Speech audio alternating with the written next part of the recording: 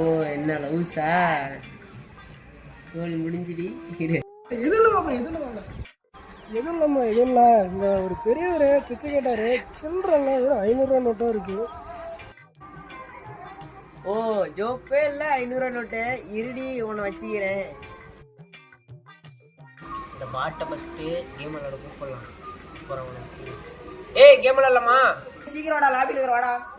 ஏய் சீக்கிரம் வாடா. இந்த தாத்தா வர போக மாட்டேது. இவன் வேற அன்னிசன்.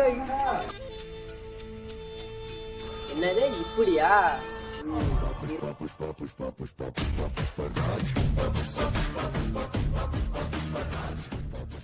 மாமா 500 காட்டி கொடு.